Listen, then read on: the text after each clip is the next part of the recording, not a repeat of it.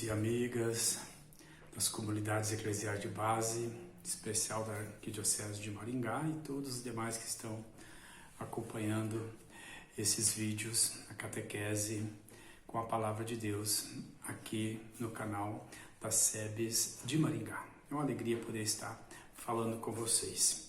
Como nós havíamos combinado, então, por 5 encontros, vamos estar aqui às terças-feiras para conversarmos sobre a Palavra de Deus, especial nesse mês da Bíblia, mês de setembro. Espero que vocês tenham assistido os outros 2 vídeos. Se não assistiram, é importante que assista para poder entender o que estamos conversando aqui nesta catequese. E nós vimos no primeiro vídeo, depois no segundo, uma continuidade, a comunidade de Emaús, os discípulos de Emaús, o texto bíblico, onde Jesus dá um cursinho de Bíblia para os seus discípulos. Os discípulos, nós também falávamos de o casal de Emaús. E nós, então, vamos agora dar um panorama bíblico sobre o Antigo Testamento. O texto dizia, no discípulo de Emaús, que Jesus partiu de Moisés. Partindo de Moisés, Jesus explicava as Escrituras. Passou pelos profetas, explicou os salmos, explicou tudo o que deveria ter acontecido com ele. Então, podemos dizer, o primeiro curso bíblico é Jesus que dá aos seus discípulos de Emaús. Enquanto ele explica, o coração deles estão ardendo. Sinal que a palavra de Deus faz arder o nosso coração. Que nós possamos, então, com o coração ardendo, sedento da palavra de Deus, então podemos meditar a palavra. Jesus iniciou por Moisés. O que significa Moisés? Para o judeu, Moisés é a lei, porque lá no Monte Sinai, no capítulo 19, especialmente de Êxodo, Moisés recebeu a lei de Deus. Já no capítulo 3 apresenta Deus se revelando a Moisés e pede que Moisés vá libertar o povo. Então Moisés é o libertador. Então o judeu acredita então Moisés como o grande profeta, o libertador, aquele que dá a lei para o povo. Então a Bíblia, ela é a vontade de Deus para nós. A Bíblia é a palavra de Deus para nós. E Moisés, então, estabeleceu um código de aliança entre o povo e Deus.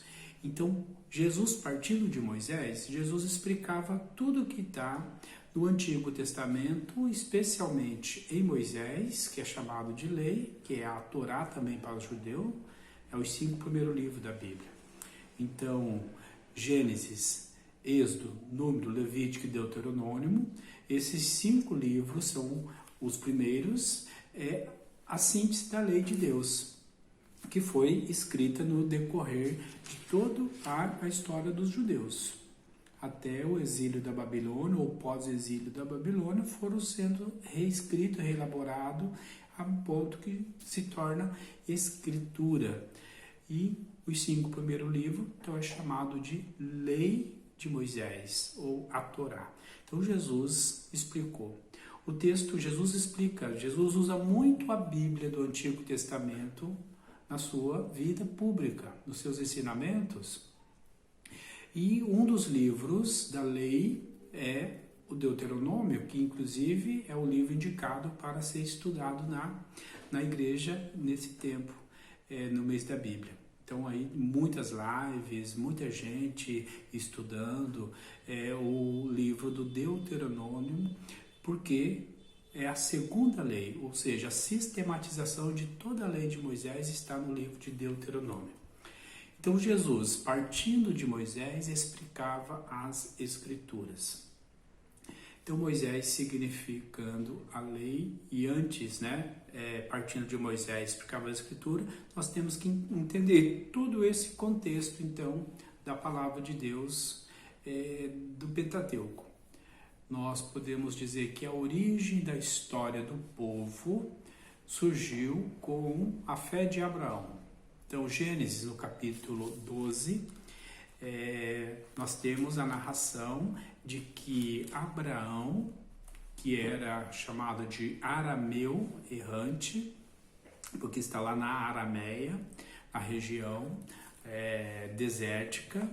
Ele tem uma experiência profunda com Deus. E ali Deus propõe uma aliança com Abraão. E Abraão aceita essa aliança, porque Deus faz uma promessa. E é uma promessa de sustentação da vida. Então, o que Deus prometeu a Abraão? Prometeu terra.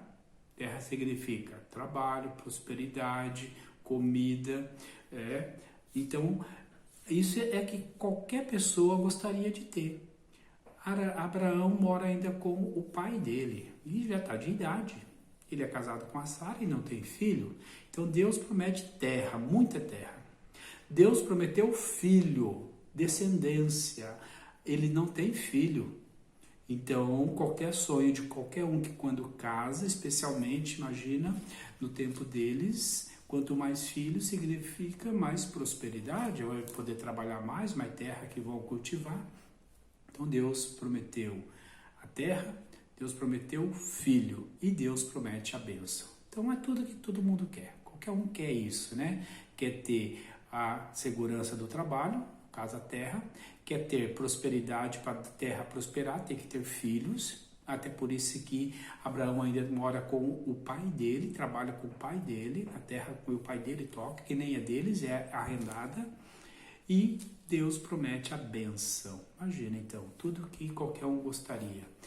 E Abraão não se considera abençoado porque não tem filho.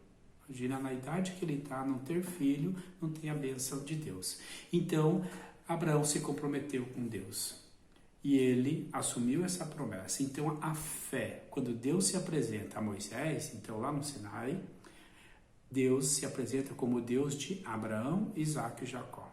Se você já conhece a história bíblica, você conhece que temos, então, na descendência de Abraão, nós temos a Isaque, e de Isaac tem Jacó. É muito bonita essa história, então, que o livro do Gênesis, a partir do capítulo 12, apresenta para nós.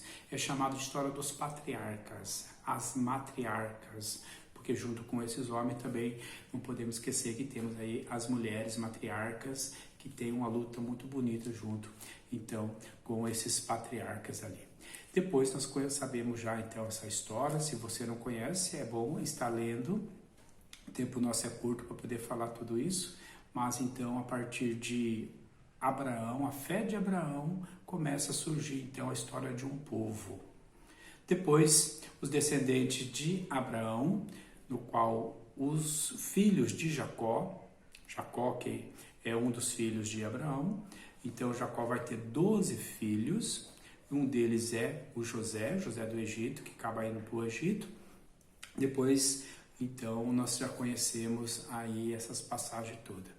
Depois vai surgir no Egito Moisés. Já conhecemos também um pouco a história de Moisés. E aí o livro do Êxodo, você pode estar lendo, pesquisando, estudando, até assistindo o filme, porque aí vai ter bonitas experiências, vão conhecer esse contexto histórico. Então, Moisés é aquele que é tirado da água. Moisés, ele foi criado dentro do palácio como um príncipe, e Moisés se torna o libertador. Depois de uma experiência profunda com Deus no Sinai, Moisés assume o compromisso de libertar o povo de Deus, tirar o povo de Deus, então, do Egito, da escravidão, e levar para a terra prometida. Neste sentido, então, nós temos aí a experiência de fé que as comunidades primitivas judaicas fizeram, o Deus que liberta. Lembremos que o discípulo de Emaús, na caminhada, disseram para Jesus: nós achávamos que ele fosse o libertador de Israel. No entanto, ele morreu e nada aconteceu. Então, eles esperavam que Jesus fosse o novo Moisés. Então, só para a gente entender um pouquinho mais, em outras passagens, quando Jesus fala de Moisés, lá na transfiguração, junto com Jesus, aparece Moisés e Elias. Os discípulos ficaram assustados, adormeceram, mas Moisés significa a lei. Elias significa a profecia. Então, para os discípulos de Jesus, eles entenderem, então, em Jesus cumpriu-se a lei de Moisés e o profeta Jesus é ungido como o Messias, o novo que vem, que Elias apareceu para ungí-lo, que era a crença que os judeus tinham da volta de Elias e o cumprimento da lei de Moisés. Depois de Moisés, então, nós já conhecemos um pouco a história, especialmente aí você é convidado a ler, então, os mandamentos da lei. Os mandamentos da lei de Moisés, que vai do capítulo 19 de Êxodo até o capítulo 24. Nosso tempo aqui é curto, então não dá para a gente ficar lendo. Então, toda a lei de Moisés, toda a aliança de Deus com o povo é simbolizado nesse código que Moisés assume no Sinai. É muito importante para entendermos a Bíblia, entendermos a ação de Jesus Cristo na história, entendermos o código da aliança, ou seja, os 10 mandamentos. Então é a partir dos 10 mandamentos que nós queremos agora, então, entender um pouquinho mais do que significa Jesus ensinando a partir de Moisés, passando pelos profetas, explicar todas as escrituras para eles.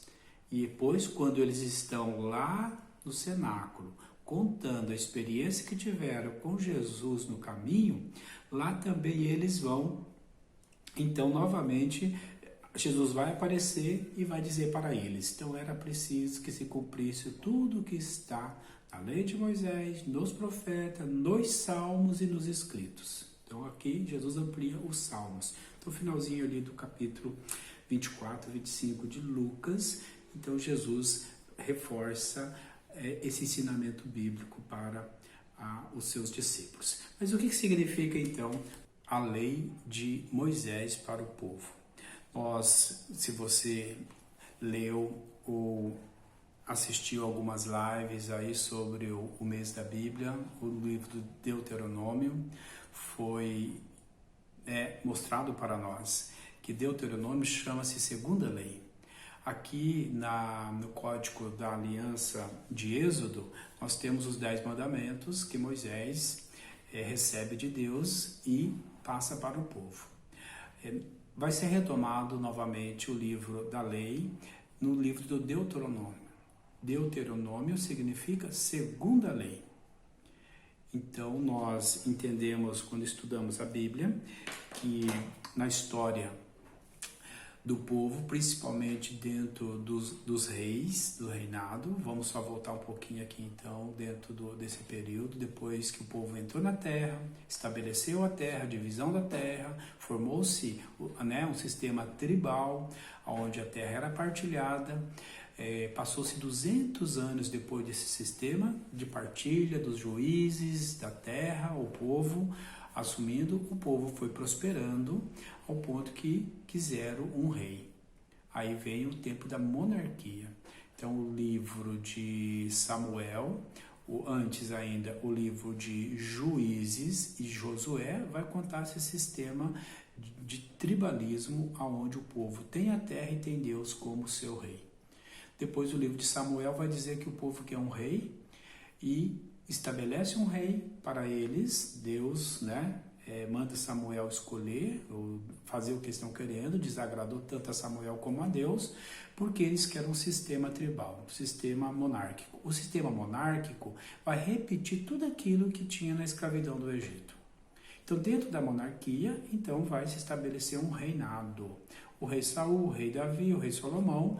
Depois do rei Salomão, a morte, o reino é dividido. Nessa divisão do reino, o reino do norte e o reino do sul. No período do reino do norte, então, o povo do norte, o povo de Israel, eles tiveram uma invasão da Síria e, com isso, então, eles tiveram que fugir. Então, nessa fuga do reino do norte para o sul, então, o povo do reino do norte, que foi destruído, quando vai para o sul, lá no sul tem o rei Josias. O rei Josias quer fazer uma reforma política e religiosa. Então ele vai, além de tudo, reformar o templo do rei Salomão. O templo onde o rei tem os cultos. E quando eles estão reformando o templo, eles encontram os escritos da lei de Moisés, os escritos antigos. Junto com o povo que veio do norte para Judá, após a guerra contra a Síria, a destruição, né, do Reino do Norte, então eles vão restabelecer a lei de Deus, ao código. Então aqui é uma reelaboração da lei da aliança, o código da aliança. É um papel político do rei Josias que vai ser refeito todo, reescrito toda a lei, né, ou as diretrizes que precisa o rei dominar. E aí vai centralizar especialmente o culto da Páscoa em Jerusalém. Até então não se falava tanto da Páscoa, porque a Páscoa era uma festa familiar, festa das comunidades. E agora o rei vai centralizar a Páscoa no templo. Então, a partir dessa centralização e a reelaboração do escrito de Deuteronômio, aqui o escrito da lei. Então, os 10 mandamentos que nós temos, o Código da Aliança, reescrito já em Deuteronômio, claro que também no Êxodo, vai mostrar a centralidade do que Deus quer que o povo viva junto com ele. E a lei é para garantir a vida, por isso que o 5º mandamento é não matar. E até então, o rei Josias queria fazer uma religião pura, o monoteísmo. Até então, entre o povo era politeísta. O povo judeu, desde que saiu do Egito, o povo, antes de ir para o Egito, o Abraão, a família de Abraão, eles tinham vários deuses, acreditavam em vários deuses. A experiência de fé de Abraão é para dizer de um Deus só. Mas mesmo depois de Moisés, quando o povo entra na terra, antes de entrar na terra, tem um bezerro de ouro. Então, quer dizer, o politeísmo era muito forte. E quando eles entram na terra prometida, em Canaã, os cananeus têm os seus deuses, os Baals.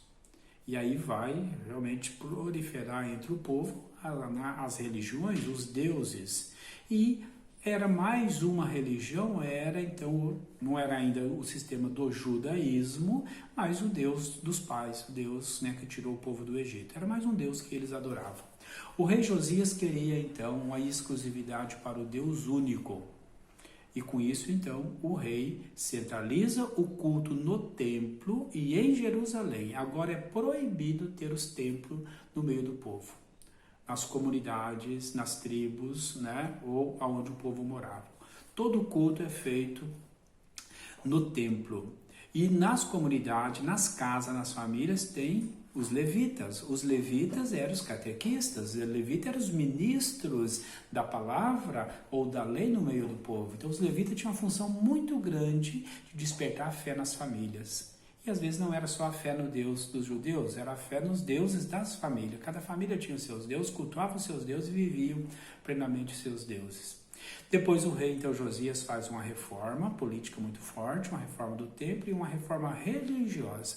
E então traz o culto para o templo e com isso os 10 mandamentos vai ser fortalecido. Primeiramente, preservar a vida, que é o centro, não matar. Mas antes de preservar a vida, é não matar, porque a vida é dom de Deus. Então, Deus acima de tudo.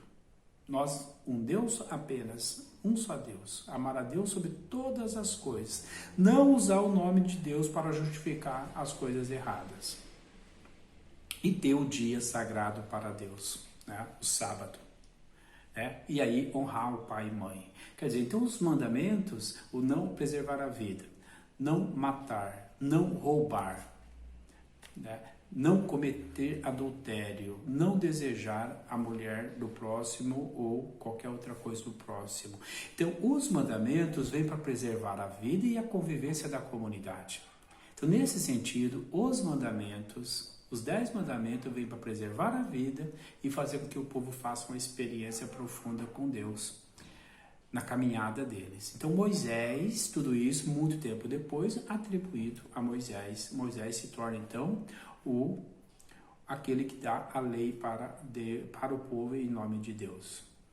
Com isso, nós vamos, então, entender um pouquinho essa história. Então, a importância que é da memória do povo fazendo acontecer. Mas aí é importante nós entendermos o sistema, então, que aconteceu com a monarquia.